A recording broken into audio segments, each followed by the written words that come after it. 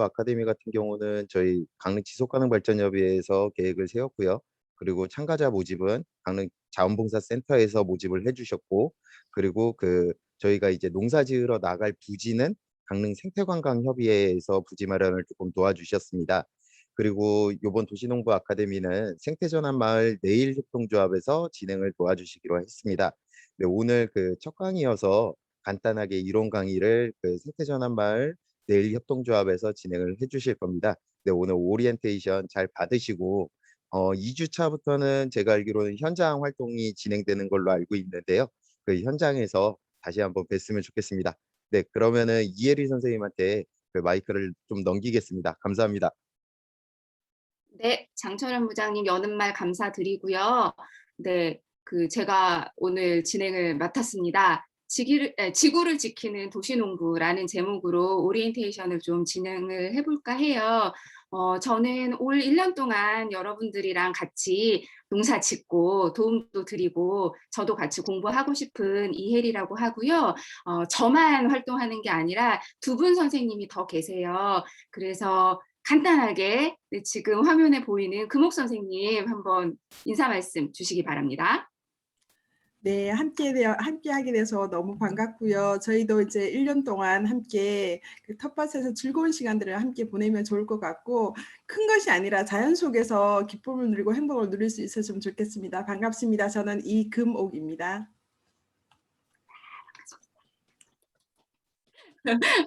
반가우신 거죠? 네. 오늘 첫날이라 서로 어색할 수밖에 없는데 그래도 웃으면서 고개 끄덕이면서 얘기들 들어주시면 감사하겠습니다. 그리고 한 분 더 계신데 지금 아마 오전 일정이 있어서 못 들어오신 것 같아요. 이혜림 선생님이라고 또 한 분이 더 계시고 이따가라도 들어오시면은 인사 소개 드리도록 하겠습니다. 그러면 네. 여러분들도 간단하게나마 소개를 하는 게 좋을 것 같아서요. 지금 제가 명단 받은 거를 띄워놨어요. 얼굴 보고 목소리 들으면서 인사하는 거는 다음 주에 하는 걸로 하고요. 오늘은 제가 조금 빠르게 호명해 드릴게요. 그럼 이렇게 손을 흔들어 주시면 좋을 것 같습니다. 네, 봄날 꽃길 가족 김영선님 오셨나요? 네, 반갑습니다. 네. 그리고 도란도란 가족 조은주님 들어오셨나요? 네, 반갑습니다. 혜림이네, 자녀분 이름이 혜림인가 봐요. 혜림이네, 김영옥님 오셨나요? 네, 혜림이 손도 보이는 것 같아요. 반갑습니다. 그리고 용감한 가족이라는 용감한 팀명을 지으신 진미숙님, 네, 네. 반갑습니다. 반갑습니다. 네, 아직 이름을 지으진 않으셨지만 김라영님 들어오셨나요? 네, 반갑습니다. 옆에 또 손이 있어요. 반가워요. 네, 그리고 강명수님 오셨을까요? 네, 반갑습니다. 네, 와주셨네요. 좋아요. 그리고 아자아자 팀의 송주현님 들어오셨을까요? 네, 반갑습니다. 아자아자. 네, 좋아요. 그리고 작물 이름을 팀명으로 해주셨어요. 토마토 가족 박선홍님 오셨나요? 네, 반갑습니다. 네, 그리고 조나은님도 들어오셨을까요? 조나은 님이 지금 접속을 안 하신 것 같습니다. 출석 확인하시면 될 것 같고요. 그다음에 박동주 가족의 박동주 님 들어오셨을까요? 네, 반갑습니다. 다 같이 인사. 반갑습니다. 네, 환영해요. 다음 주부터는 우리 얼굴 보면서 인사해요. 목소리도 너무 듣고 싶어요. 네. 제가 지금 이렇게 화면을 여러분들 얼굴을 보려고 하니까 화면이 가려져서 지금 전체 화면을 못 하고 있는데 이제 좀 줄이고 네, 다시 전체 공유를 하고 네. 자, 앞서서 저희가 이제 생태전환 마을 내일 협동조합 구성원들이 진행을 한다고 말씀드렸잖아요. 그래서 아주 간단하게 저희의 정체를 그래도 말씀을 드려야 될 것 같아서요. 협동조합 이름에서도 보시다시피 저희는 지금 우리가 겪고 있는 환경의 문제가 굉장히 심각하다고 여기고 있는 사람들의 모임이에요. 그래서 도시인들도 생태적으로 삶을 조금씩은 전환해 가야 하지 않을까? 그래야 우리에게 내일이 있지 않을까라고 생각을 하면서 여러 가지 활동들을 하고 있는데요. 그중에 용지가게 이제 내일상회라는 아주 작은 제로 웨이스트 가게를 운영을 하고 있습니다. 나중에 시간 나면 살짝 들르셔도 좋을 것 같은데요. 제로 웨이스트에 관심이 있는 분들, 뭐 노플라스틱 그리고 일회용품 말고 대체해서 사용할 수 있는 다회용품들 이런 것들을 소개도 하고 이런 문제에 관심 있는 분들이 오셔서 뭐 워크숍을 한다던가 강의를 듣는다던가 이런 커뮤니티 활동도 하고 있는 네, 그런 팀이라고 생각하시면 될 것 같습니다. 아무래도 생태적 전환에 대해 고민을 하고 있기 때문에 저희들한테 굉장히 중요한 한 파트가 농사이기도 해요. 그러니까 그래서 이렇게 연결이 되어서 저희가 올해 진행을 맡게 된 거라고 보시면 될 것 같고요. 또 한 가지 이제 소개를 드려야 될 것이 지금 저희가 농사를 짓고 있는 구정면 제비리에 있는 저희 텃밭 모습을 지금 사진으로 띄워드렸는데요. 뭔가 모양이 일반적인 밭의 모양은 아니죠. 그런 게 눈에 보이실 텐데요. 퍼머컬처 디자인이라는 방식을 저희가 배워서 그 방식대로 구현해 본 모양입니다. 퍼머컬처라는 거는 아주 간단하게만 이것도 언급을 하자면 퍼머넌트 에그리컬처 혹은 컬처를 합성한 단어라고 보시면 되는데 영속적인 농업 혹은 문화를 말합니다. 영속적이라는 거는 지속 가능하다라는 걸로 달리 또 표현할 수가 있겠죠. 이거는 한 70년대쯤에 뭐 호주에서 주창된 이론이기는 하지만 전 세계의 토종 농사법, 이런 전통 농사법 뭐 이런 것들을 모아서 만든 이론 체계예요. 근데 이것은 이런 겁니다.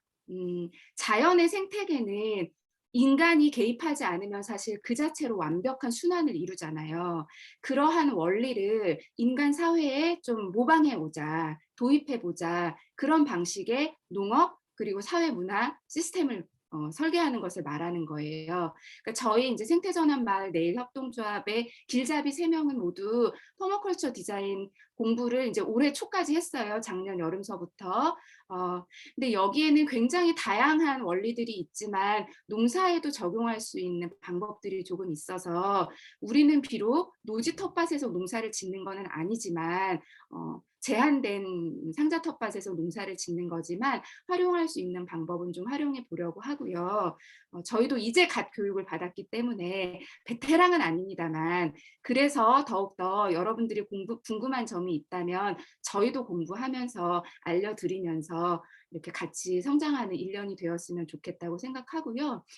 그리고 퍼머컬처 디자인에 3가지 윤리 원칙이 있는데 저는 이게 굉장히 아름답다고 생각을 하고 우리 도시농업 아카데미의 어떤 대전제가 되어도 좋겠다라는 생각이 들어서 가져와 봤어요. 땅을 보살피고 사람을 보살피고 공정하게 분배하라. 네. 이게 우리 삶의 기본 원칙이 된다면 사실은 지금 우리 인류가 겪고 있는 위기라든가 슬픔이라든가 이런 것들이 많이 줄어들 수 있을 거라는 생각이 들어요. 네. 소개는 뭐 이 정도로 마치고요. 그 일정하고 프로그램도 간단하게만 짚고 넘어가려고 합니다. 공유를 받으셨겠지만 저희가 올 1년 동안 한 11회차 정도 만날 수 있을 것 같아요. 그런데 농사라는 것이 봄, 여름에 굉장히 바쁘잖아요. 그래서 초반에 뭐 밭을 만들고 작물을 심고 뭐 이런 과정들이 굉장히 바쁘게 진행이 됩니다. 우리는 규모가 크지 않아서 그렇게 바쁘지는 않겠지만 이번 주부터 다음 주, 그 다음 주까지 5월에는 3번을 만나고요. 6월과 7월에는 지금 2번을 만날 계획입니다. 그리고 8월부터는 11월까지 혹은 10월에 끝날 수도 있을 것 같은데 한두 번 만나는 걸로 해서 총 11회차를 계획을 하고 있고요. 7월까지는 정해진 날짜라고 생각하시면 될 것 같고 8월 이후에는 조금 아직 미정인 부분이 있어서 같이 논의해서 결정을 했으면 좋겠습니다. 그리고 말씀드렸다시피 코로나19 확산세가 지금 심상치가 않아서 당분간은 시간당 5가족씩만 만날 계획입니다. 그래서 10시 신청하시고 11시 신청하신 걸로 알고 있는데요. 그렇게 5가족씩 만나서 활동을 하도록 하겠습니다. 그런데 이게 날이 곧 뜨거워진단 말이에요. 굉장히 뜨거워져요. 사실은 9시만 해도 엄청나게 이제 더워지거든요. 여러분들도 다 아시잖아요. 그래서 날씨가 뜨거워지면 운영 시간을 좀 앞당겨야 할 것 같아요. 계획표에는 9시 반이라고 올렸었는데 톡방에서 좀 의견 수렴을 해서 9시로 땡기거나 그런 것도 좀 논의를 해야 할 것 같습니다. 사실 한여름 되면은 9시도 뜨거워요. 그래서 30분 나와 있는 게 참 쉽지 않은 상황이기도 해서, 근데 이거는 뭐 저희만 결정하는 건 아니고 여러분들께 여쭤보고 같이 결정하도록 하겠습니다. 그리고 저희의 프로그램은 작물을 키우는 거는 기본이 되겠죠, 당연히. 그것도 하고 작물을 키운다는 건 심어서 또 어떻게 돌볼 것이며 때에 맞게 어떤 도움을 작물에 줘야 할 것이며 이런 것들을 실습도 해보고요. 작물을 심기만 하는 게 아니라 그걸 활용해서 요리도 간단하게 좀 해보고 생활제도 좀 만들어 보려고 해요. 그래서 허브 샴푸라든가 이런 것들을 만들어 볼 계획을 가지고 있고 간단한 미술 활동 같은 것들도 좀 적용을 해볼 생각입니다. 그리고 또 중요하게 저희가 생각하는 것은 씨앗을 좀 채종해 볼까 해요. 그래서 지금 저희가 모종을 다음 주에 심을 건데 중앙시장에서 사오는 것도 일부 있을 수 있는데 강원 도시농업 사회적 협동조합이라는 곳이 있거든요. 저희가 또 거기 협동조합 조합원이기도 해요. 근데 거기서 토종 씨앗을 가지고 또 모종을 키우고 계시는 게 있답니다. 그래서 그 종류들을 좀 파악을 해서 우리가 좀 심으면 좋겠다 싶은 것들을 골라서 심고 씨앗도 받아보는, 씨앗에서 씨앗으로 이어지는 게 농사의 한 사이클로 굉장히 중요한 거잖아요. 그래서 그렇게 좀 한번 진행해 보려고 합니다. 네. 지금 사전에 안내 드려야 할 내용들은 숨가쁘게 달려온 것 같고요. 이제 본론으로 들어가 보려고 합니다. 네. 제목이 지구를 지키는 도시농부라고 붙어 있잖아요. 도시농부가 뭘 하길래 지구를 지킬 수 있단 말이냐 싶으실 텐데, 네, 그런 것들에 대해서 알려드리려고 해요. 도시농부됨을 자랑스럽게 여길 수 있는 시간이었으면 하고요. 소제목으로는 기후위기와 도시농업, 그리고 생명 다양성을 지키는 농사, 이렇게 2가지로 정해보았습니다. 나는 농사 지으러 온 건데 기후위기가 웬 말이냐, 무슨 소리냐 싶으실 수 있는데 우리가 농사를 짓는 것과 굉장히 밀접한 관계가 있을 수밖에 없어요. 기후위기라는 것은. 그래서 우리가 처한 상황을 제대로 인식을 하고 그거를 반전시키기 위해서 혹은 완화시키기 위해서 조금은 천천히 변화가 오게 하기 위해서 우리가 어떤 도시농부로서 어떤 역할을 할 수 있을지, 그게 지금 굉장히 중요한 시점이라는 생각이 들고 그런 얘기들을 좀 드려보려고 합니다. 이미 알고 있는 내용도 있으실 텐데 그거 한번 정리를 해보시고요. 우리가 적어도 이런 것들은 좀 약속하면서 가야 되지 않을까 하는 이론적인 기반을 다지는 시간이라고 생각하시고 한 30분 정도 조금 지루할 수 있겠지만 잘 귀 기울여 들어주시면 감사하겠습니다.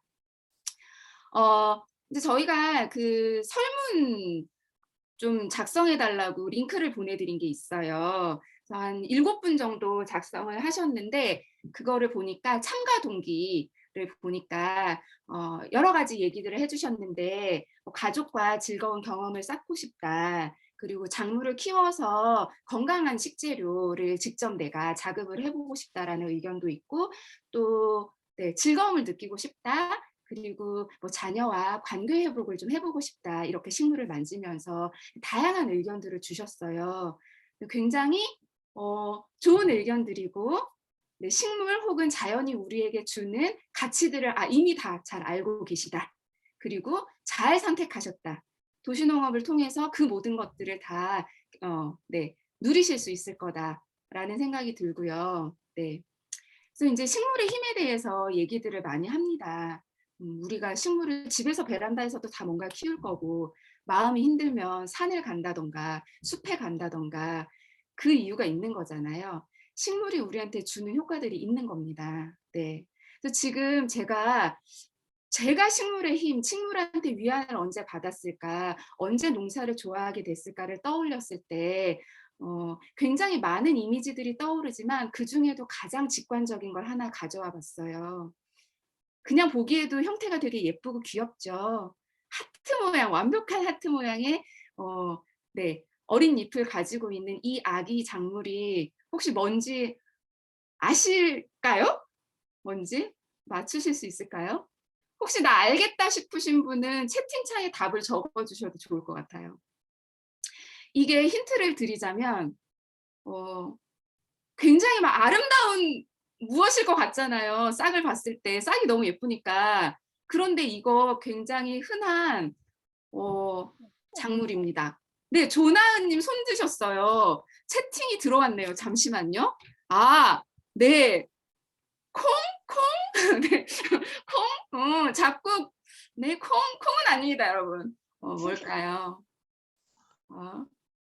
네, 조나은 님 혹시 답을 주실 계획이신 거죠? 지금 계속 손 들고 계신데 얼굴이 안 보이고 목소리가 안 들려서 진행을 좀 해야 해서 호박? 호박이면 좋겠는데 호박도 아니네요. 어,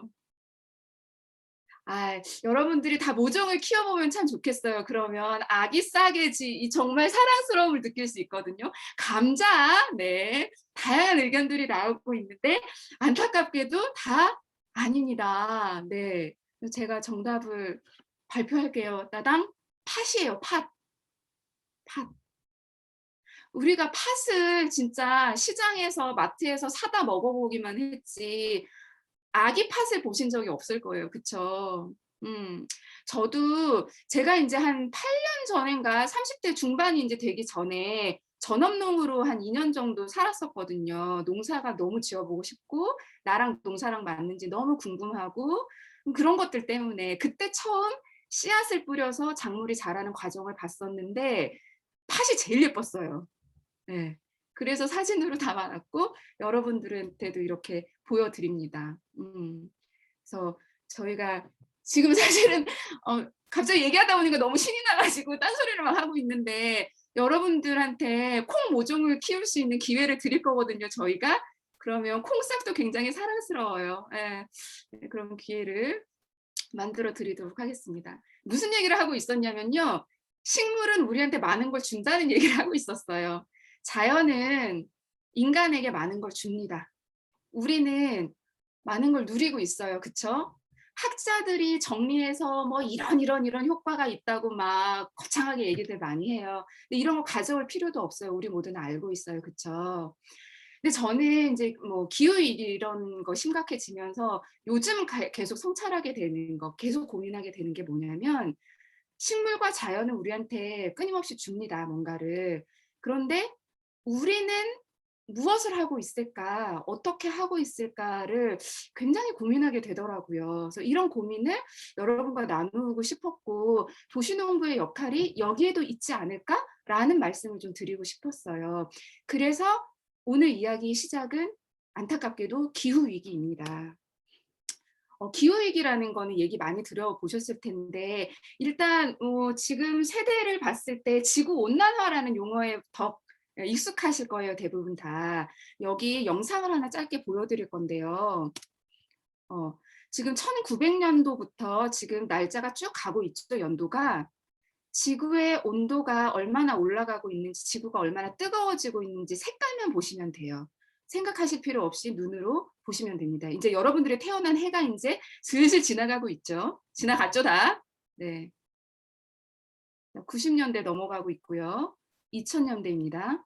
파란색은 없고 노란색도 거의 안 보이고 주황, 빨간색도 굉장히 짙어졌어요.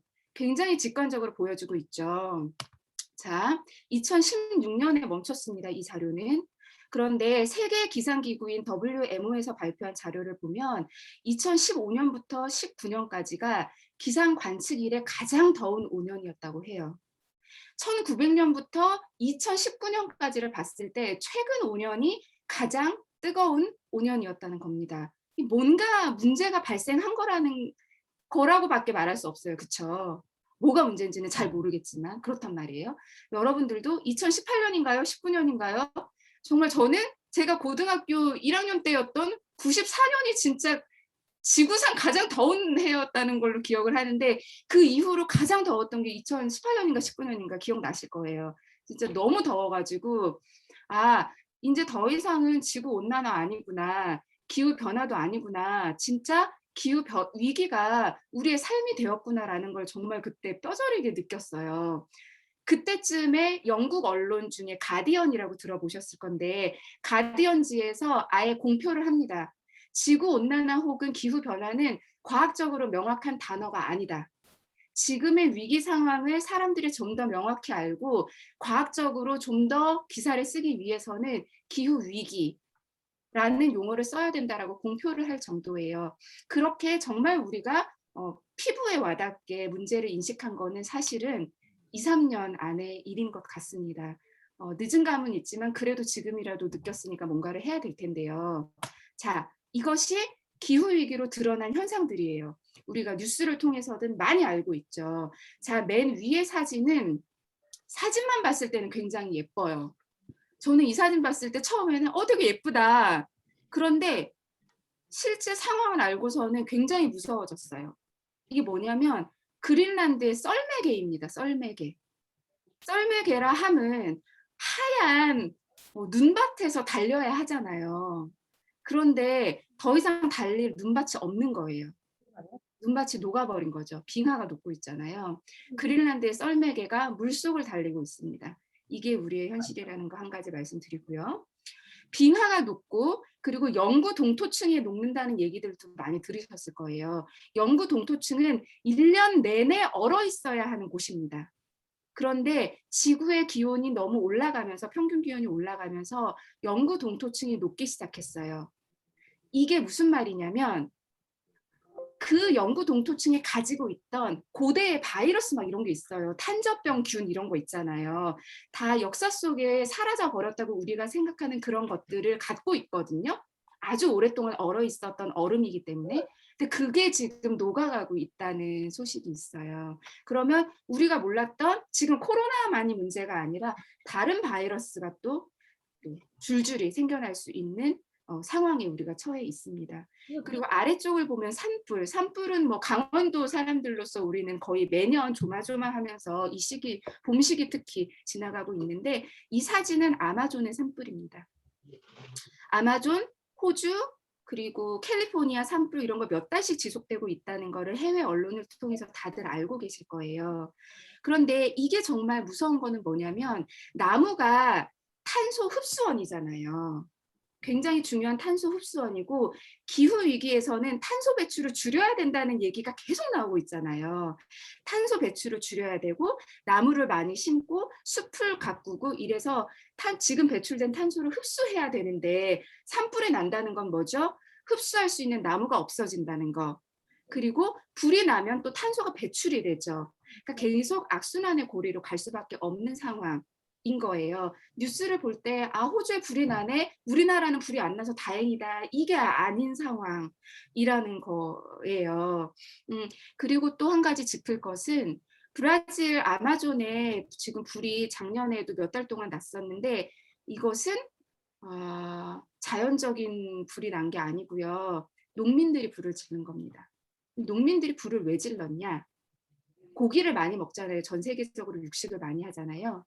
그래서 그 육식 동물들 사료를 위한 사료 작물을 키우려고 숲을 베어내고 밭으로 만드는 거예요. 그걸 위해서 지금 이런 문제들이 생기고 있죠. 여러 가지 원인들을 한번 머릿속에 넣어보시고 지금 결과가 어떠한지 연결을 계속 한번 시켜봤으면 좋겠어요. 그리고 오른쪽 아래 사진은 메뚜기 떼입니다. 메뚜기 떼. 이것도 기후가 올라가면서 이제 곤충들이 어떤 특정한 종류들은 번식을 더 빨리 한다는 거예요. 네. 그래서 메뚜기 떼가 어떤 이제 막 그 식량 작물들을 초토화시키고 이런 거는 펄벅의 돼지라는 소설에도 그런 묘사가 있어요. 그러니까 역사상에 없었던 일은 아닌데요.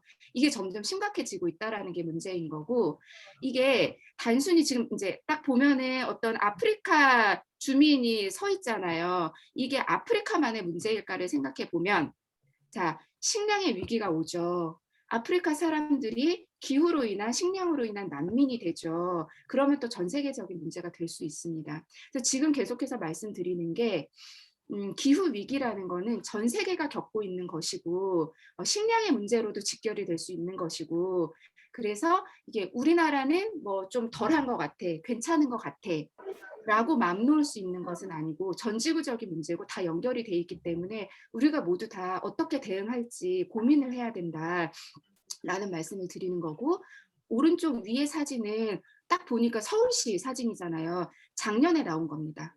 네. 기후위기 관련해서 여러분들은 어떻게 체감하고 계시는지 잘 모르겠는데요. 우리나라는 지금 이제 대체로 이런 경향을 띠고 있는 것 같습니다. 봄에 가뭄이 심해졌어요. 예년에도 봄에 가뭄은 조금씩은 있었지만 점점 경향이 심해지고 있다. 그리고 여름에 장마가 아주 길어지고 있다. 작년에 장마가 50일 가까이 됐었잖아요. 그러면서 벼 생산량이 몇십 년 만에 최저치를 찍었다는 뉴스 같은 거 보셨을 거예요. 근데 그렇게 벼 생산량이 최저치를 찍으면 우리한테 무슨 문제가 생기냐? 식량 자급률 얘기 많이 들어보셨을 거예요. 이게 우리나라는 이제 사료 곡물까지 포함했을 때 자급률이 20몇 %밖에 안 되거든요. 그리고 사료 작물을 빼는 그 자급률을 보더라도 50%가 안 돼요. 그렇다 하면 우리가 생산한 것만 가지고 우리가 두 끼 중에 한 끼는 못 먹는 거예요.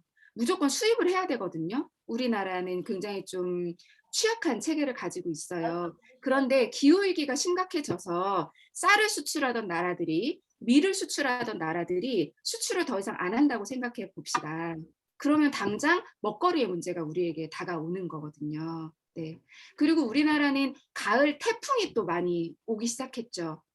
이것도 굉장히 영향이 많아요. 이제 알곡을 맺고 수정하고 알곡을 맺어야 되는 안정적인 뜨거운 태양을 받아야 되는 시기에 자꾸 태풍이 오는 거죠. 그러다 보니까 어려움들이 생기고 있는 게 지금 우리가 처한 조건, 우리의 현실입니다. 안타깝지만 그래요. 네. 이런 얘기하면 좀 우울하긴 한데 알긴 알아야 돼서 네, 말씀을 드려보고요. 그렇습니다. 자, 왜 화면 안 나? 네네. 자, 이렇게 된 것은 원인이 있는 거잖아요. 과학자들이 명확하게 원인을 얘기합니다. 그 원인은 무엇이냐? 인간의 산업 활동 때문에 CO2 배출이 굉장히 많아졌고 그랬기 때문에 온실가스가 대기에 꽉 찼고 그것 때문에 지구의 온도가 올라가고 기후위기가 이렇게 벌어지고 있다라고 얘기를 해요. 그러니까 중요한 것은 CO2 배출을 줄이는 겁니다. 그런데 여기서 보여드리는 건 뭐냐면 한국인들이 쓰는 에너지 소비량처럼 전 세계인들이 에너지를 쓰면 지구가 몇 개 필요한가라는 걸 보여주는 시각적인 자료예요. 사실은 질문을 드리려고 했는데 제가 다음 슬라이드를 까먹는 바람에 답을 보여드렸어요. 노란색 화살표를 보면 우리나라 국기 표시되어 있잖아요. 지금 우리가 쓰는 에너지 소비 수준으로 에너지를 쓰면 지구가 3개 반이 필요합니다. 이 말은 뭐냐면요. 내 월급이 100만 원이에요. 그런데 지금 매년 350만 원씩 쓰고 있는 거예요. 100만 원만 써야 네, 적자가 안 나잖아요. 근데 350만 원을 쓰고 있는 겁니다. 미국인들처럼 살면 500만 원을 쓰는 거예요. 100만 원을 버는데. 네. 이렇다 하면 빚을 엄청나게 지고 있다는 거죠.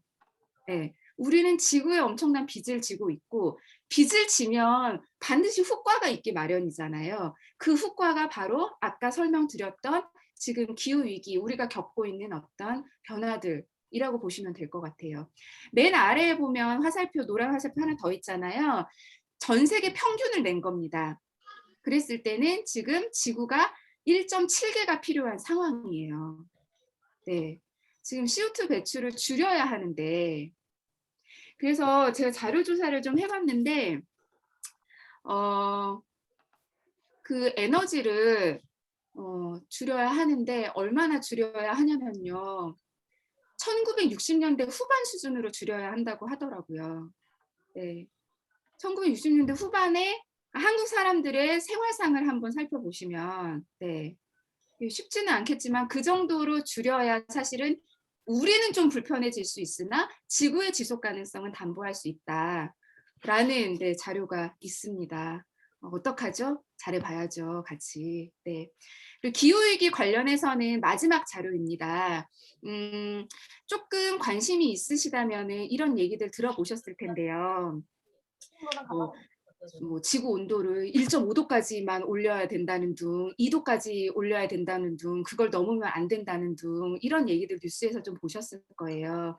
이게 뭐냐면 산업화 대비해서 산업화가 시작되고 이후에 온도를 지구의 평균 온도를 뭐 1.5도 이상 넘기면 안 된다, 2도 이상 넘기면 안 된다, 뭐 이런 얘기들이에요. 근데 그런 얘기를 국제 회의에서 합니다. 뭐 리우 회의, 교토 협약, 뭐 파리 협정 이런 얘기들 들어보셨을 텐데 원래는 2도까지만 어떻게 막아보자 이런 얘기들을 했었어요. 2도까지만. 그러면 지구가 회복을 할 거야. 회복 탄력성이 있을 거야. 2도까지만 막으면. 그게 파리 협정에서의 결론이었는데요. 최근 그러니까 2018년인가 19년에 IPCC 회의가 한국에서 열렸었어요. IPCC는 기후 변화에 관한 정부 간 협의체를 말하는 건데요. 그 회의에서 과학자들이 그동안 연구한 결과를 가지고 얘기를 하는 거예요. 2도도 너무 높아. 2도까지 올라가도 안 돼. 우리는 1.5도 선을 반드시 지켜야 돼. 우리 모두 지키자. 전 지구요. 이런 얘기들을 한 거예요. 그런데 산업화 대비 현재까지 1도가 올랐습니다. 우리는 0.5도만 올리면 사실은 우리가 지켜야 되는 선을 꽉 채우는 거예요. 그래서 뭐 2030년까지 뭘 해야 되고 2050년까지 뭘 해야 되고 CO2를 뭐 2050년에는 배출을 0으로 만들어야 되고 그래서 에너지 전환을 해야 되고 이런 얘기들을 하고 있는 겁니다. 1.5도와 2도의 차이가 굉장히 커요. 그걸 보여주는 게 지금 제가 가져온 자료인데요. 2도가 오르면 바닷속 산호초가 99%가 이제 소멸을 하는 거예요. 그러나 1.5도 선을 우리가 그래도 지켜낼 수 있다면 산호초가 소멸은 하는데 99% 완전 소멸은 아니고 70%는 그래도 지킬 수 있다는 거예요. 이거 굉장히 긍정적인 해석이긴 하지만. 네, 그리고 오른쪽 자료는 좀 반대 표시로 되어 있긴 한데요. 1.5도를 지키면 그나마 빙하가 한 세기에 한 번 정도 없어지는 거예요. 근데 2도까지 올라가 버리면 10년에 한 번씩 빙하가 녹는 거예요. 빙하가 다 녹아버리면 해수면이 상승이 되죠. 해수면이 상승하면은 지금 우리 문명이 꼽히고 있는 것들은 사실 대도시들은 해변가에 있잖아요. 다 바다를 끼고 있어요. 강을 끼고 있거나. 근데 그런 게 다 잠기는 그런 자료들이 나와 있죠. 자, 여기까지가 우리가 처해 있는 굉장히 불안한 현실입니다. 여기서 농업이 무엇을 할 수 있을 것인가의 얘기로 이제 우리는 넘어가 보아야 할 텐데요. 농업의 얘기, 시작은 산업형 농업에서 시작하도록 하겠습니다. 자, 우리는 도시농업이지만 산업형 농업에 어떤 한 문제들이 있으니까 도시농업에서는 조금 다른 방식을 취해보자라는 얘기로 가기 위해서 산업형 농업의 얘기를 먼저 하는 거예요. 이 사진은 물론 우리나라는 아니에요. 미국처럼 정말 대규모 농사를 하는 나라의 경우이지만 사실은 우리나라도 좁은 땅덩어리에서 정부 정책은 자꾸 규모화하는 걸로 나아가고 있습니다. 그래야 경쟁력이 있다는 논리 하에 강소농을 지원하는 정책 이런 것들을 하고 있죠. 사실은 소농이 굉장히 중요합니다. 이따 말씀드릴 텐데요. 어쨌든 산업형 농업의 특성은 지금 제가 이제 슬라이드에 적어 놓은 저런 것들이에요. 그 중에서 지금 얘기 드리고 싶은 게 너무나도 대규모 단작을 합니다. 지금 보면 밀밖에 없잖아요. 산업형 농업이 단작을 하게 된 이유는 있죠. 수많은 인구를 아주 한 줌의 농민이 먹여 살려야 하기 때문에 효율성을 따지는 거예요. 어떤 측면에서는 불가피하기도 하다는 생각은 합니다. 그런데 이제 좀 과도하기 때문에 이런 부분들을 좀 짚으려고 하는 건데요. 대규모 단장을 한다는 거는 하나의 종만 살기 때문에 유전적 다양성이 굉장히 취약하기 때문에 농약을 많이 써야 되고요. 살충제도 많이 써야 되고 화학비료 투입이라든가 외부의 에너지 투입이 많을 수밖에 없는 조건이에요. 그래서 여러분들이 잘 아는 총균쇠라는 책을 쓴 제러드 다이아몬드 교수 같은 경우에는 농경이 인류 최대의 실수였다라는 말을 합니다. 그러니까 다양성이 조금은 살아있는 방식으로 농업을 발전시켜야 되는데 우리는 그러지 못했고 그것으로부터 지금의 우리 모든 인류의 위기가 시작되었다고 보는 입장이에요. 그분은. 그렇게 말할 정도로 대규모 단작에는 굉장히 큰 문제가 있습니다. 그리고 탄소 배출과 관련해서는요. 집약적인 경운을 한다는 게 굉장히 큰 문제인데요. 앞서서 탄소 배출을 계속 줄여야 된다는 얘기를 계속 하고 있잖아요. 원래 농업은 그리고 땅은 탄소를 가두는 능력을 가지고 있습니다. 그런데 경운을 하잖아요. 땅을 계속 갈아주는 거잖아요. 우리가 익숙한 매년 봄마다 로터리를 친다고 하잖아요. 그렇게 땅을 가르면은 땅이 가지고 있었던 탄소를 오히려 공기 중으로 배출하는 효과를 가져와요. 인제 대형 농기계로 이렇게 경우를 하면은 그 양은 훨씬 더 많아지겠죠. 예.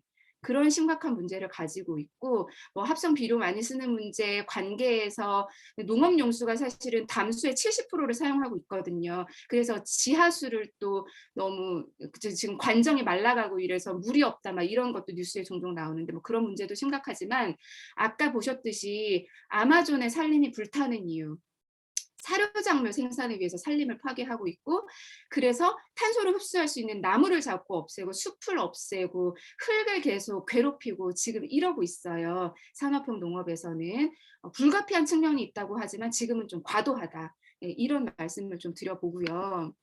그러면 반대로 도시농업은 정말 다르단 말이에요. 어떤 다른 걸 가지고 있느냐를 이제 좀 알려드릴게요. 두 가지 사진은 지금 서울 경기권에서 하고 있는 도시농업의 모습인데요. 사진을 보면 저 멀리 아파트 단지가 엄청 보이죠. 네.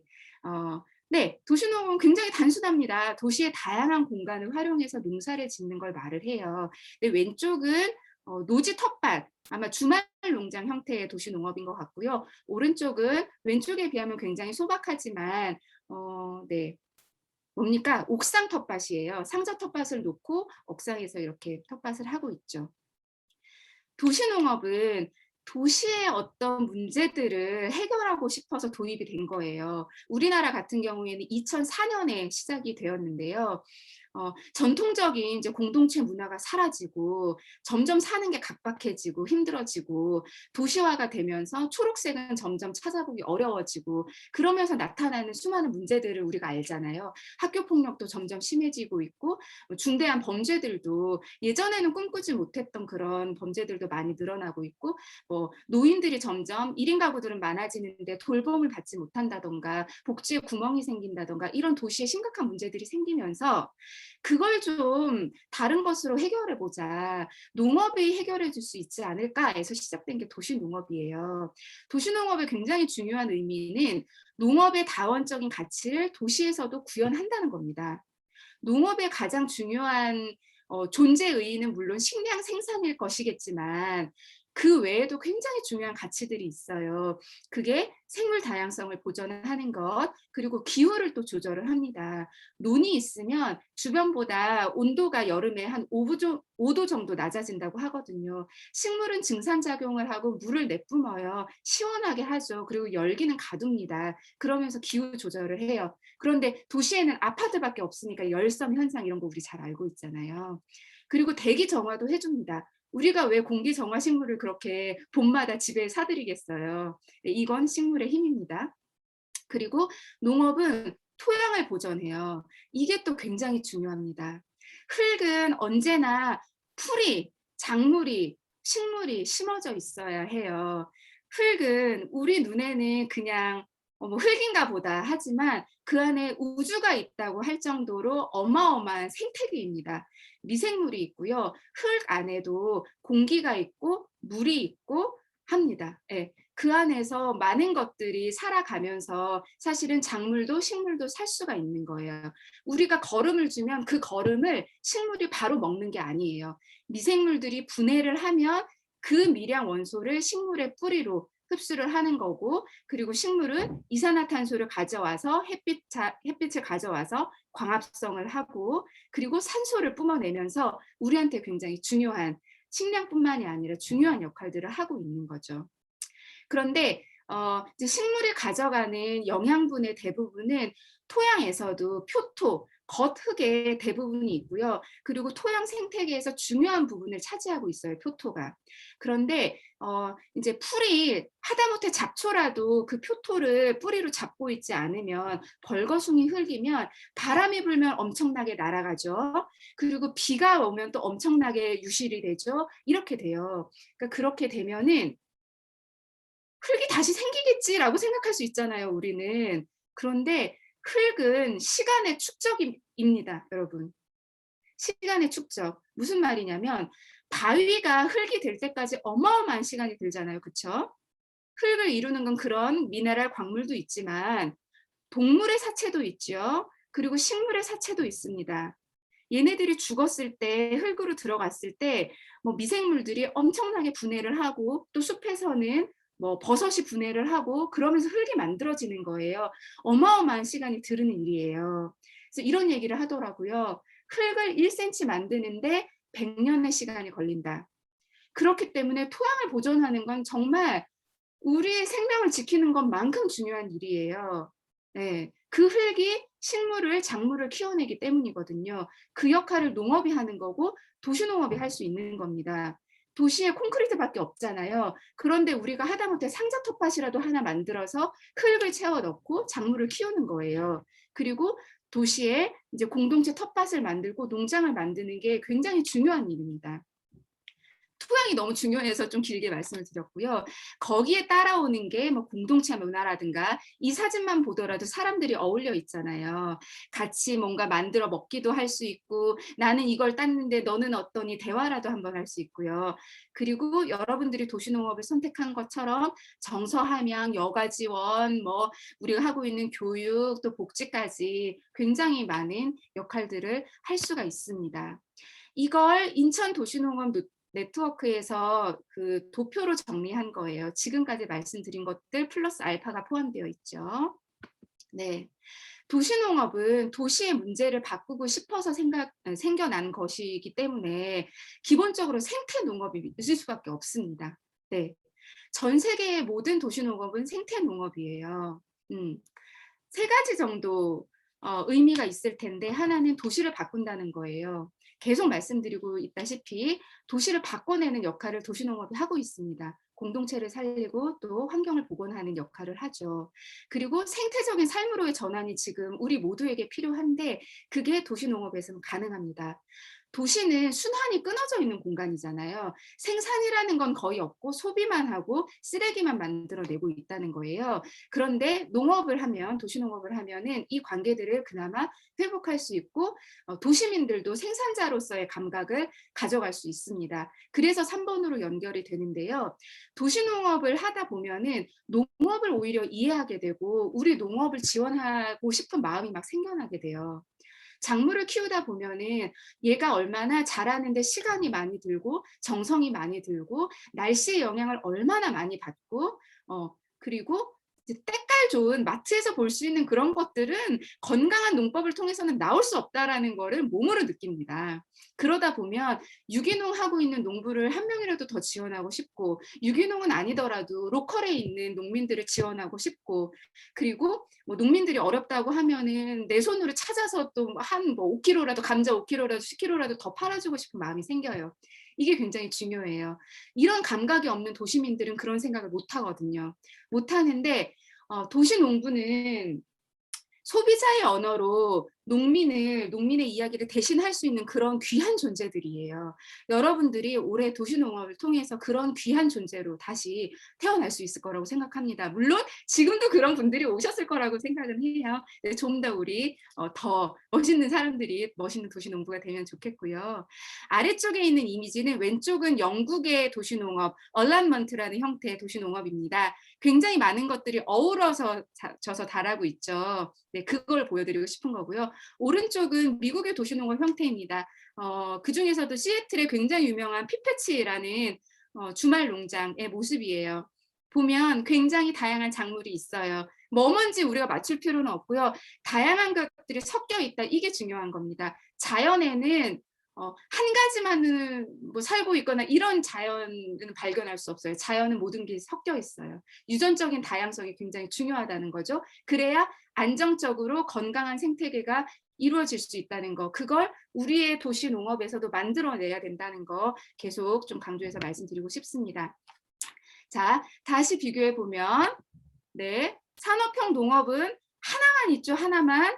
그래서 약도 더 많이 써야 되고 이런 게 지금 이미지로 그림으로 표현되어 있죠. 근데 오른쪽 그림은 보기에도 아름답고 서로 어우러져 있고 이게 좀 더 지속 가능한 삶의 방식이라는 거 다시 한번 말씀드릴게요. 우리가 바나나를 좋아하는데 현재 우리가 먹고 있는 바나나는 캐번디시라는 품종 단 하나입니다. 다국적 농업 기업들이 플랜테이션 농업을 하잖아요. 바나나 같은 경우에는. 그래서 예전에는 그로미셸이라는 종을 키웠었어요. 근데 그때도 하나만 키운 거예요. 이게 돈이 되니까. 그러다 보니까 단작을 하고 유전적 다양성이 취약하면 무슨 문제가 생기죠? 병이 하나 들어오면은 모두 다 죽어요. 그래서 파나마 병이라는 병 때문에 그로미셸 종이 씨가 말라버린 거예요. 이거 멸종하다시피 해서 그 다음에 대체로 찾아낸 게 캐번디시 종이고 그걸 우리가 먹고 있는데 캐번디시 종도 지금 인간으로 치면 암에 가까운 거라고 해요. 파나마 병이라는 게. 그것 때문에 지금 캐번디시 종도 지금 위험에 처해 있다는 뉴스를 사실은 2, 3년 전부터 종종 듣고 있거든요. 관심을 가져보시면 또 그런 얘기들이 들릴 거예요.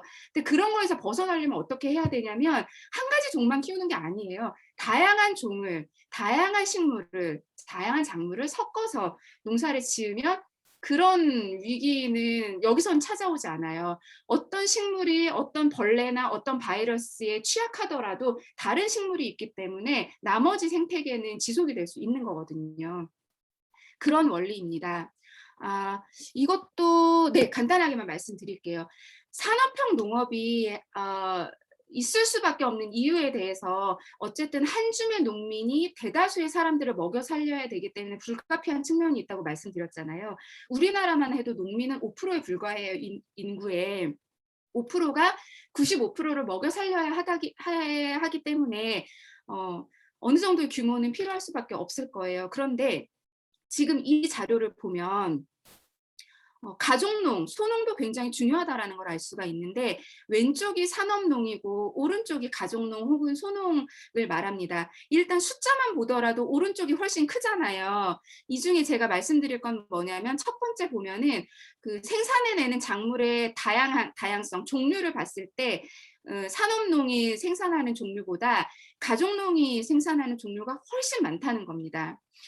그리고 네 번째를 보면은 이 농사를 유지하기 위해서 자연의 자원을 얼마나 소비하고 있느냐를 봤을 때 산업농은 아까 외부에서 투입해야 되는 게 너무나도 많다고 했잖아요. 비료도 다 넣어야 되고 농약도 쳐야 되고 제초제도 쳐야 되고 그러다 보니까 자연 자원을 80% 정도 쓴단 말이에요. 거기에 비했을 때 가족농은 20%밖에 쓰지 않아요. 거름을 내가 만들고 퇴비를 내가 만들고 자가 농약을 만들고 자가 영양제를 만들어서 준다. 그러면은 사실은 외부 자원을 많이 들일 필요는 없거든요. 이게 지구의 지속 가능성을 위해서는 굉장히 중요한 영역이겠죠. 그리고 마지막, 저는 이 자료를 보고 사실은 놀라워하면서 여러분들한테 꼭 보여드려야겠다고 생각했던 게 뭐냐면 마지막을 보면 세계의 식량 생산 퍼센티지에서 산업농이 차지하는 거는 사실 30%밖에 되지 않는다는 거예요. 이게 굉장히 놀라운 사실이었는데 가족농이 오히려 70%를 차지한다. 우리 눈에 대규모로 보이는 건 산업농이 맞아요. 그런데 이것들도 다 과학자들이나 이런 농업을 연구하는 사람들의 연구 결과인 거거든요. 알고 보니 가족농들, 소농의 역할이 아주 크다는 겁니다. 그래서 심지어 유엔에서 2014년에 세계 가족농의 해를 지정을 해서 가족농을 계속 없애지 마라. 자꾸 농업을 규모화하면서 소농이나 가족농을 없애지 말고 오히려 육성하고 지원해야 된다라고 1년 동안 캠페인을 벌였어요.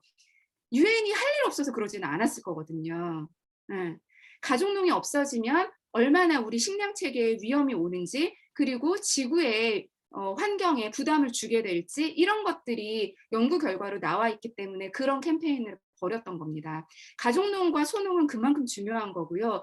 우리는 도시농부는 소농도 아니고 초소농이긴 합니다만 굉장히 소중한 존재입니다. 네. 자, 그래서 도시농업은 아까 두 번째 제목으로 생명 다양성을 지키는 농사라는 말씀을 드렸잖아요. 도시농업에서는 보통 단작을 하지 않습니다. 섞어 짓습니다. 예, 다양한 작물을 섞어 짓고요.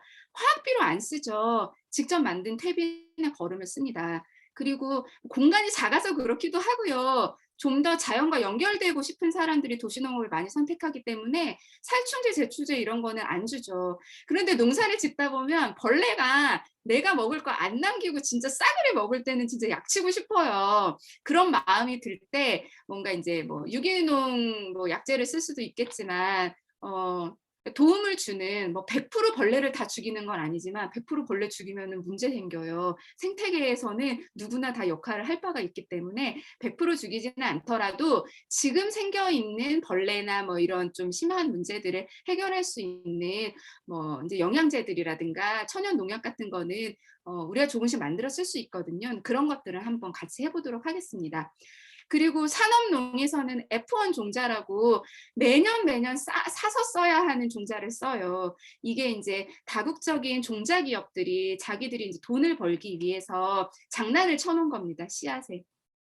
그래서 F1 종자는 내년에, 그러니까 F1 종자로 키운 모종을 내가 시장에서 사서 심었어요. 그걸 씨앗을 받을 수는 있어요. 내년에 심으면 올해 봤던 고추의 모양, 올해 봤던 토마토의 모양이 그대로 나오지가 않아요. 그게 F1 종자라는 건데, 이제 물론 그것도 뭐 10년 이렇게 장기간 계속 고정시키면 형질이 고정된다고는 하는데, 계속 돈벌이를 위해서 이렇게 종자도 조작을 해서 조금 판매를 하고 있고 뭐 그러한 현실인데요. 우리는 F1 종자도 일부는 사용을 할 겁니다. 모종을 살 거기 때문에. 하지만 토종 씨앗, 대대로 전통적으로 이어져 온 우리나라 어르신들이 이어온 씨앗들, 그리고 그걸 이제 채종을 해서 우리가 또 씨앗을 잇는 농부가 돼보는 거죠. 농부는 굶어 죽어도 씨앗을 베고 죽는다는 얘기가 있었을 만큼 씨앗은 소중한 존재였어요. 근데 지금은 너무나도 사고 파는 게 됐는데 거기에서 우리는 벗어나 보고 또 토종 씨앗을 또 우리가 채종을 다시 하고 내년에 또 받고 이렇게 이어가는 게 종다양성을 늘리는 데도 굉장히 중요한 역할을 하는 거거든요. 우리도 생태계에 중요한 역할을 좀 하고 기여를 하는 인간이 되어보는 걸로 이번 기회에.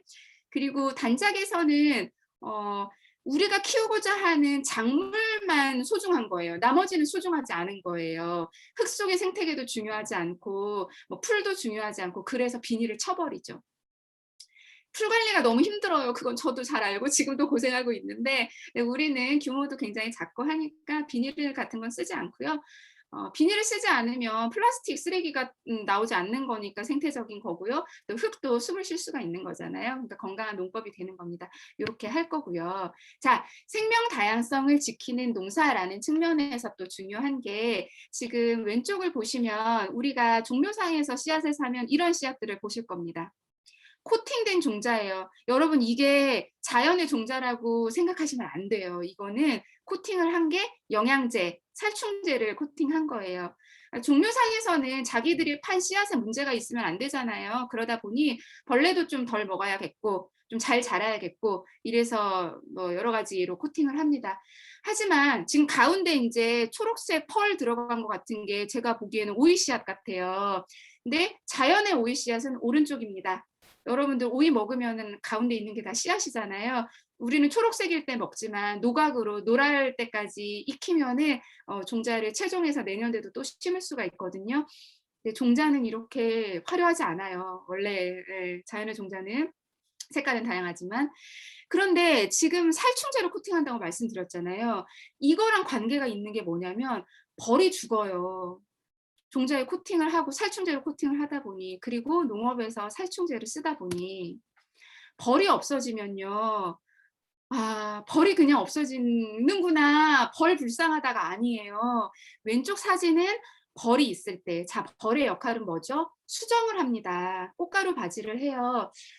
그래서 벌이 있기 때문에 우리가 먹을 수 있는 과일과 채소와 이런 게 왼쪽은 마트가 가득가득 차 있죠. 이게 가능합니다. 벌이 있고 곤충이 있기 때문에. 그런데 벌들이 사라지면요. 곤충이 사라지면 오른쪽처럼 됩니다. 예, 식량 위기가 올 수 있는 거죠. 마트가 이렇게 텅텅 비어버린다는 거예요. 우리는 농업을 통해서 CO2도 흡수해야 되고요. 벌도 지켜야 되고요. 종다양성도 지켜야 되고요. 할 일이 굉장히 많고 우리가 또 할 수 있으니까. 네. 그리고 또 이거는 왼쪽을 보면 놀랍게도 이 모든 것이 감자입니다. 감자. 감자는 원산지가 안데스예요. 안데스 남미에. 종자는 원산지일수록 종다양성이 굉장히 다양하다고 해요. 그래서 안데스에서는 이런 네, 감자 종류가 재배가 되고 먹고 있는데 우리는 감자하면 마트에서 볼 수 있는 거 오른쪽에 딱 있는 거 뭐 수미, 두백 뭐 이런 거 하얀 감자잖아요. 그나마 좀 골라 먹는 분들이 뭐 분홍 감자도 드시고 홍영 뭐 이런 것도 품종도 찾아 드시겠지만 대부분은 흰 감자입니다. 종다양성이 얼마나 줄어들었나를 알 수가 있고 이 이유도 사실은 인류가 기여했어요. 뭐냐, 우리 입맛에 이게 좋아. 그리고 이렇게 크고 뭐 때깔이 좋고 뭐 이런 것들만 선호해 소비자들이. 그러다 보니 농민들이 또 그런 것만 생산을 하게 돼요. 그러면서 종다양성이 굉장히 줄어들었습니다. 감자만 그런 게 아니라 뭐 토마토, 사과 할 거 없이 다 그래요. 그리고 저희가 이제 토종 씨앗으로 여러분들한테 콩을 좀 드리려고 하는데 콩은 원산지가 우리나라이거든요. 근데 여러분들이 내가 아는 콩이 뭐 있을까? 그리고 이제 뭐 생협이 됐던 뭐 마트가 됐던 우리가 주로 사는 콩이 뭘까 생각해 보면은 뭐 5손가락, 10손가락이 아마 안 넘어갈 거예요. 그런데 우리나라에서 또 토종 종자 보급하는 분들이 보급하는 콩의 숫자가 몇십 종이 돼요. 네. 이 다양성을 우리는 지켜나가야 합니다. 지금 뭐 몇백 년 전에 비하면 경제 작물로 우리가 이용하는 거는 100종이 안 된다고 해요. 그러니까 우리가 이제 주로 먹는 채소나 과일을 생각해 보면은 써 보면은 진짜 몇십 종 안 되거든요. 그 외의 것들은 어떻게 되고 있나? 그 외의 것들이 있어야 예를 들어 바나나에서 그로미쉐를 죽었을 때 캐번디시를 찾아왔듯이 캐번디시가 사라지면 다른 아이들이 또 있어야 다른 아이들이라도 데려오는 거거든요. 그런 측면에서 바라봐 주시면 좋을 것 같고요. 네, 생명 다양성을 지키는 농사는 그냥 보기에도 이토록 아름답습니다. 아까 밀밭 보여드렸잖아요. 그거를 생각해 보시고 이 이미지를 봐주시면 여기 보면은 언뜻 보기에도 근대도 있고 메리골드도 있고 대파도 있고 뭐 양배추도 있고 막 섞여 자라고 있죠. 보기에도 아름답고 서로가 서로를 돕습니다. 그래서 이렇게 섞어 짓기를 하고 이래야 작물들도 좀 더 건강하게 자랄 수 있다고 해요. 이거는 아주 대표적인 섞어짓기의 예입니다. 인디언들의 지혜라고 하는데 세자매 농법이라고도 하죠. 여기 보면은 바닥에는 호박이 깔려 있죠. 호박은 지피식물이죠. 밑으로 줄기를 뻗으면서 이파리를 내면서 가니까 풀이 올라오는 걸 막아줘요. 그리고 옥수수가 심어져 있잖아요. 옥수수 사이에 잘 안 보이실 텐데 지금 콩이 올라가고 있어요. 콩은 질소를 고정합니다. 그래서 호박이나 옥수수는 거름을 되게 많이 필요로 하고 사람한테 단백질 같은 게 작물에 있어서는 질소거든요. 근데 콩이 있음으로 해서 이제 영양분들을 더 얻을 수 있는 거고 콩은 옥수수가 있으니까 지지대 따로 세우지 않아도 옥수수를 타고 올라갈 수 있는 거죠. 서로가 서로를 돕는 것 원리들을 이용해서 섞어짓기를 하는 게 생태 농업의 되게 기본적인 원리입니다. 몇 가지 예시를 더 말씀을 드리면 제가 몇 가지만 가져왔는데요. 가지랑 파슬리를 같이 심는다고 해요. 그랬을 때 이제 파슬리한테 들러붙는 해충을 가지가 막아주고 가지는 햇빛을 좋아하고 파슬리는 그늘을 좋아하니까 또 같이 심어주면 좋고요.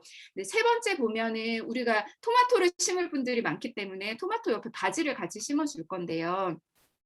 그렇게 되면은 바질이 허브가 대체로 향이 강하기 때문에 뭐 곤충들을 좋아하는 애들은 오겠지만 좀 멀리 가게 한다거나 이런 역할들을 하고 작물의 향을 좋게 하고 뭐 이런 기능들을 하거든요. 토마토와 바질은 그 중에서도 굉장히 이런 농법에 관심 있는 사람들한테는 상식이 될 정도로 효과가 많이 검증이 된 섞어짓기의 사례입니다.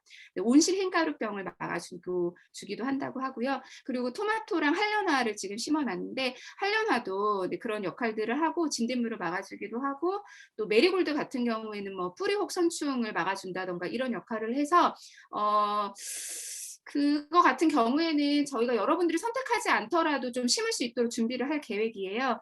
게다가 한련화는 식용꽃이기 때문에 먹을 수도 있습니다. 그래서 보기에도 예쁘고 기능도 좋고 그다음에 우리가 활용도도 높고 이런 것들을 섞어 짓는 그러면서 생명 다양성도 지킬 수 있는 생태 농업을 한번 해보고자 합니다. 자, 지금 굉장히 숨가쁘게 달려왔는데요. 자, 조금만 더 힘을 내주세요. 이제 거의 마무리로 가고 있어요. 기후위기 시대에 농업의 역할은 탄소를 가둬야 된다라고 쭉 말씀을 드렸잖아요.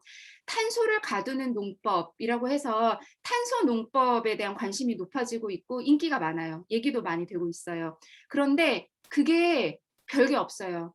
전통적으로 우리 어르신들이 해왔던 전통 농법 그리고 생태 농업에서 하는 여러 가지 방법들이 다 탄소 농법이더라고요. 몇 가지만 말씀을 드리면 아까 얘기했다시피 맨 땅이 나오면 안 된다고 했잖아요. 토양의 작물을 계속 심고 어쨌든 지속적으로 유지를 하는 거예요. 그리고 다년생, 1년생보다는 다년생이 계속 뿌리를 뻗으면서 계속 그 흙에 있으면 탄소를 더 가두는 효과가 높아진다고 하고요. 자, 덮개 작물이라 함은 멀칭을 말하는 건데요. 비닐 멀칭을 하는 게 아니라 작물로 멀칭을 하는 겁니다.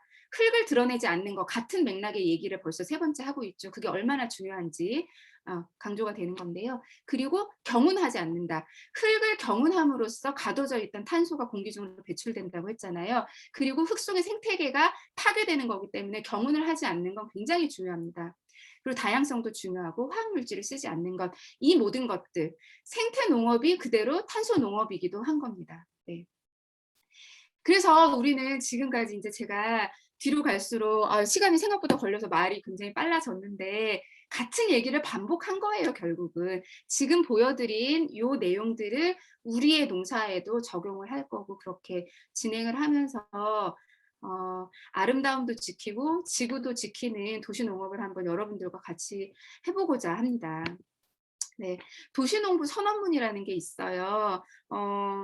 이게 앞에서 얘기했던 그 모든 얘기들을 총망라한 내용인데요. 지금 이걸 다 같이 읽기는 시간이 조금 많이 지나가고 있는 것 같아서 톡방에 올려드리겠습니다. 한번 읽어보시면 좋겠고요.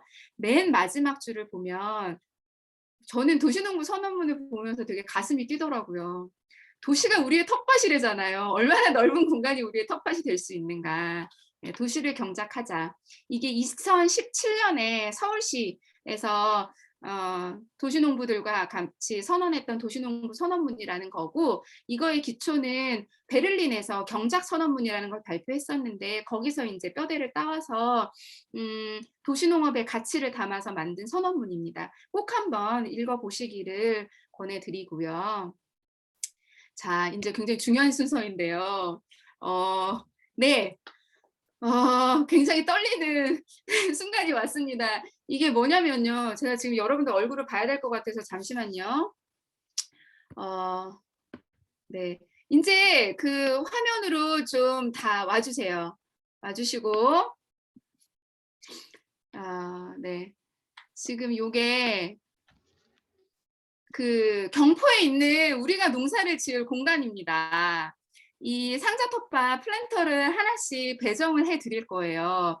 지금 보시면 숫자로 딱 10가족을 위한 10개가 놓여 있죠. 모양은 저희가 나름대로 나비의 모양을 만들어 봤습니다. 나비를 불러 모을 수 있어야 될 텐데요.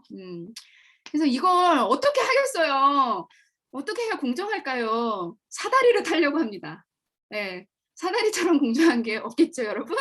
네, 그래서 제가 미리 좀 준비를 해놨는데 그 화면으로 좀 넘어가 볼게요. 자, 사다리 탈 화면으로 넘어갈 텐데요. 보이시나요? 여기 동그라미 하나 한번 해주시겠어요? 사다리 화면 보이시면? 네, 좋습니다. 네. 자, 그 아마 신청하신 순서대로 있는 것 같아요. 1번 김영선님부터 10번 박동준님까지 본인 이름 확인해 주세요. 나 몇 번인지. 자, 모두 자기 번호 확인하셨습니까? 동그라미. 좋습니다. 자, 그러면 우리 떨리는 마음으로 두구두구두구두구 사다리 게임을 시작을 해보도록 할게요. 시작을 눌러보고요. 제가 결과를 누르면 1초도 안 돼서 결과가 나오거든요. 자, 자기 거 잘 봐주세요. 자, 뚜두두두두두 뚜두두두두두 결과가 나왔어요. 너무 빠르죠? 자, 위에가 자기 번호예요. 아까 보셨던 자기 번호. 그리고 밑에가 플랜터 번호입니다. 제가 화면 캡처를 하고 톡방에도 올려드릴게요. 네, 채팅에도 이렇게 올려주셨네요. 네, 확인 감사하고요. 네, 김영선님 2번, 조은주님 10번, 김영옥님 9번, 진미숙님 4번, 라영님 3번, 명수님 6번, 주현님 8번, 선옥님 7번, 나은님 5번, 동주님 1번입니다. 네. 확인 아마 1차로는 하셨을 거고, 저희도 또 이제 기록을 해가지고 갈게요. 네. 다시, 네, 이제 몇 장 안 남은 PPT로 돌아와서요. 자, 플랜터는 뽑았어요. 이 사진도 톡방에 올려드리겠습니다. 그래서 다음 주에 오면 6번은 그대로 6번 나왔군요. 네. 헤매지 마시고 우리 가족 플랜터 앞에 오시는 걸로. 네. 자, 그 다음 이제 다음 주를 위한 과제를 좀 드리려고 해요. 이제 우리가 원래는 1시간 반 정도, 2시간 뭐 그 정도 같이 프로그램을 하려고 계획을 짰단 말이에요. 그런데 이게 지금 시간당 5가족씩 1시간씩만 지금 활동을 하게 됐잖아요, 당분간. 그래서 여러분들께 과제가 좀 있습니다. 초반이라서 많은 거고요. 앞으로는 많지 않을 거니까. 자, 1번 가족 팻말을 만들어 오셔야 합니다. 네. 이게 공지가 됐는지 잘 모르겠는데요. 요걸 아마 여러분들이 픽업해 가셔서 다음 주 토요일까지만 완성본을 가져오시면 됩니다. 가족 팀명도 적어 주시고요. 또 뭐 그림 같은 것도 그려주셔도 좋을 것 같아요. 뭐 그림도 뭐 아주 거창할 필요는 없고, 내가 키우는 작물은 좀 햇빛도 잘 받고, 비도 올해는 좀 그때그때 필요할 때 잘 왔으면 좋겠고, 그러면 태양도 그려주시고, 뭐 비도 그려주시고, 뭐 다양하게 벌도 왔으면 좋겠고, 뭐 이런 거 상상해서 가족들끼리 팻말을 꾸미면서 즐거운 시간 가져보시길 바라고요. 이게 지금 중요한데요. 다음 주에는 플랜터가 다 지정이 됐잖아요. 그러면 저희가 모종을 준비해 와서 아까도 말씀드렸다시피 토종 씨앗으로 키운 모종을 강원도시농업 사업에서 좀 구매를 해가지고 다음 주에는 바로 모종을 식재하는 일을 여러분들이 하실 거예요. 그래서 모종을 선택하셔야 되고 어떻게 심을 것인지 계획을 좀 해오셔야 되는데 이건 굉장히 간단한 예시거든요. 자, 일단 설명을 드리겠습니다. 오른쪽에 직사각형 표가 있죠. 그리고 70하고 140이라고 적혀 있어요. 우리 플랜터 사이즈가요. 좁은 쪽은 70이고요. 긴 쪽이 140입니다. 이 자료는 또 올려드릴 텐데 그런데 보시면 잎채소는 15cm라고 적혀 있잖아요. 식재 간격이 제식 거리가 15cm 정도면 돼요. 많이 크지 않기 때문에 15cm 정도 간격을 두고 옆에 계속 심어주면 된다는 얘기죠. 근데 열매 채소는 키도 크고 몸도 좀 크기 때문에 한 30cm 정도는 떼고서 심는 편이에요. 그리고 우리가 이제 토종 콩 씨앗을 나눠드린다고 했잖아요. 그럼 모종을 가져오셔서 또 심어야 되기 때문에 그거는 당장 다음 주에는 이루어질 수 없는 일이죠. 한 달쯤 뒤에 심을 텐데 그걸 위한 공간도 있어야 되고요. 그리고 아까 이제 섞어짓기 사례를 계속 말씀드렸는데 왼쪽 아래에 있는 게 한령하고 오른쪽 아래에 있는 게 메리골드입니다. 이런 것들을 같이 심어줄 건데 걔네들을 위한 공간도 좀 필요해요. 그래서 지금은 감만 좀 가져가시고요. 저희가 어떤 모종이 공수 가능한지 선택 가능한지를 올려드리겠습니다. 그러면 그중에서 나는 뭐 빨간색이 열매 채소잖아요. 열매 채소는 사실 많이 들어갈 수가 없어요. 우리 상자 텃밭이 크지 않기 때문에. 예를 들어 나는 고추 2개, 방울토마토 2개를 할래. 뭐 이런 식으로 선택을 해 주시면 돼요. 그리고 선택한 거에 따라서 얘는 여기 심어야겠다. 얘는 여기 심을래라는 계획을 가지고 다음 주에 오시면 됩니다. 그런데 이걸 언제까지 하느냐는 저희가 지금 도시농업 사업 모종 리스트 가지고 선정을 못 했기 때문에 요거는 주말까지 제가 톡방에 정리해 드릴게요. 그리고 뭐 한 화요일이나 수요일까지 모종을 선택해 주세요. 이런 걸 공지를 드리겠습니다. 그럼 거기에 맞춰서 답을 해 주시면 돼요. 네. 지금은 좀 너무 많은 정보들이 들어오고 있어서 머리가 아프시고 무슨 말인지 헷갈릴 수 있는데 톡방에도 다시 올려드릴 테니까 다시 잘 봐주시고, 그리고 혹시 궁금한 거 있고 질문 사항 있으면 올려주시길 바랍니다. 그리고 안타까운 거 하나는 수박을 키우고 싶다는 가정이 몇 가족이 됐어요. 그리고 옥수수를 선택하시는 가족들도 있었는데 지금 딱 보시면 아시겠죠. 그 플랜터가 크지가 않습니다. 근데 수박은 이제 엄청나게 그 줄기를 뻗으면서 잎을 뻗으면서 호박처럼 막 몇 미터씩 자라는 아이들이에요.